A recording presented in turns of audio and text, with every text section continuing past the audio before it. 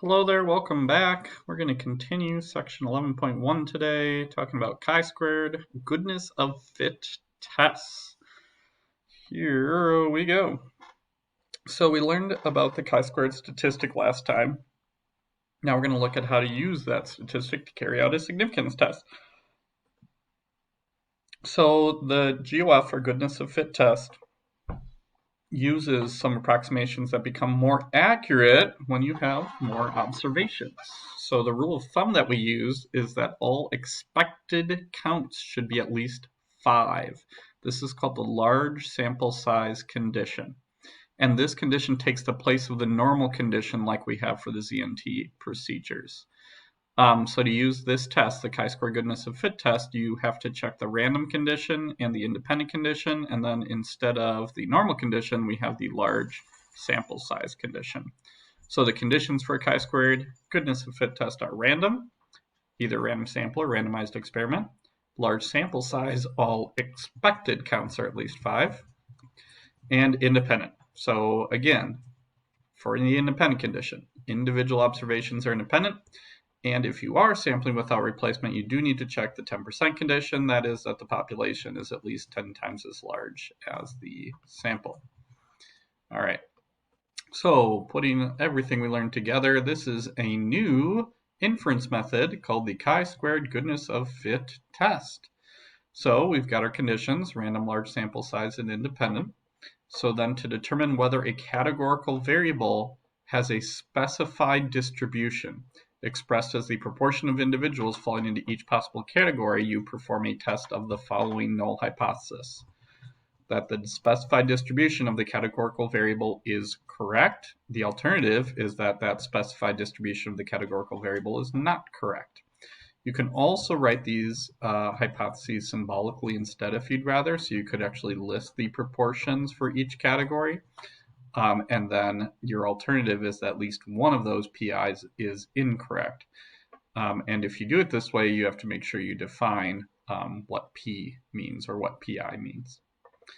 You then find the expected count for each category, assuming the null hypothesis is true, and you use those expected counts and your observed counts to calculate the chi-squared statistic. That's your observed minus expected squared divided by expected, and you sum those for every category.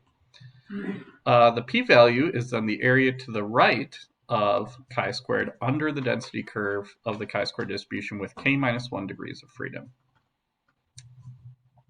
Now, when doing this test, keep in mind, before you start using this, two things to for me to caution you about. You must compare observed and expected counts. Do not perform calculations with observed and expected proportions. So actually use the numbers that you observed, not the proportions that you observed.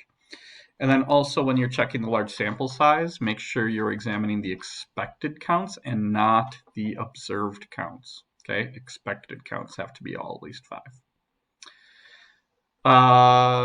Now, I said be sure to check your expected counts. That means that you actually have to find them and write them down. You have to write down all expected counts. Just saying they're all at least 5 is not sufficient. You need to write all of the expected counts down to actually prove that you did find and check all of them. So here we go. Let's take a look at an example. What day of the week were you born on? So are births evenly distributed across the days of the week? The one-way table shows the distribution of births across days of the week at a random sample of 140 births from a local records in a large city. Do these data give significant evidence that local births are not equally likely in all days of the week? You'll notice, it looks like Thursday is really popular, and it looks like Saturday and Sunday are the least popular. And if you think about it, there might be an actual reason why that is. And part of that is because on the weekends, things might not be scheduled, like planned surgeries or things ahead of time. So oftentimes if you're planning a C-section or you're planning to be induced, you would have those scheduled on weekdays when more doctors are working. But does this data give us significant evidence that these, local births are not equally likely each day of the week? Let's find out.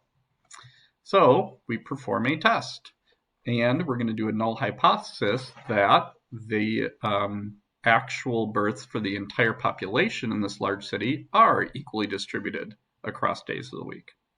The alternative would be that they are not evenly distributed across the days of the week. So the null hypothesis said that the proportion of births are the same on all days. In that case, all 7 proportions must be 1/7. So another way you could write the null and alternative hypothesis are like this.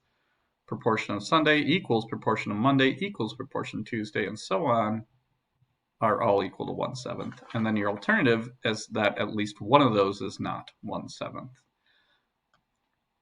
And in the state, you also need to give the significance level.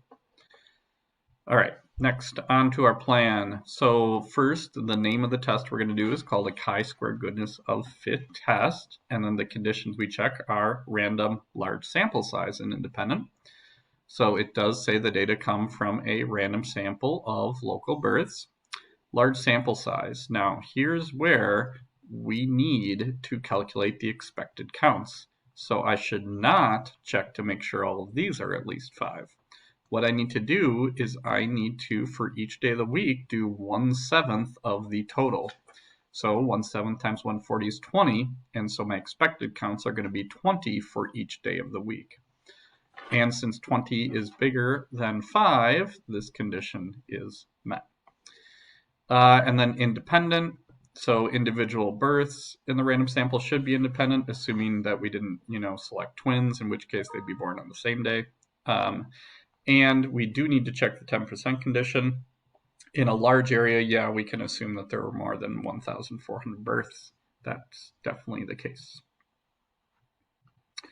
Next, on to the do. So we checked conditions. We start by calculating the statistics. So we have to do that for each day of the week.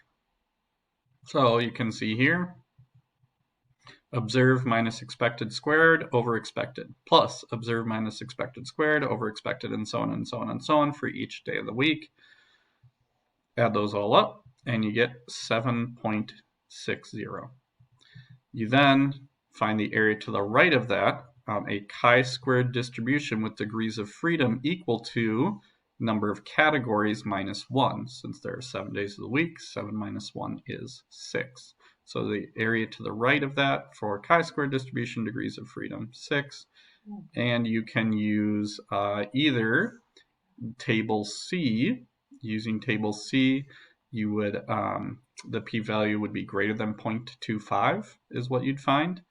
Or you can use your calculator and do chi-squared CDF with that lower bound a large number, 6 degrees of freedom, and get that the p-value is 0.269. So you can see that that p-value is definitely larger than alpha, and that means we fail to reject the null hypothesis. So these, this sample of 140 births, these births don't provide enough evidence to say that all local births in this area are not evenly distributed across the days of the week. And that's our conclusion. Of course, our calculator can do this test for us.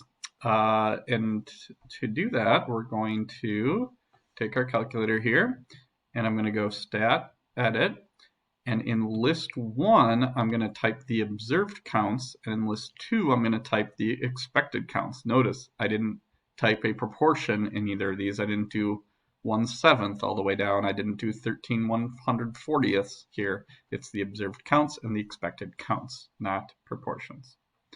Then I go stat, test, and then it's the chi-squared GOF test, which is towards the bottom of the list, option D. And then I tell it that my observed counts are in list 1 and my expected counts are in list 2. And I tell it to use degrees of freedom 7 minus 1, which is 6. And then I can select calculate. There's the chi-squared statistic, there's the p-value, there's the degrees of freedom, and that list there is something we will talk about tomorrow. But those numbers do mean something that we'll talk about tomorrow. But that's how you can get your chi-squared statistic and your p-value using your calculator's test. So that's it for today. We'll continue 11.1 tomorrow. And of course, email me with any questions.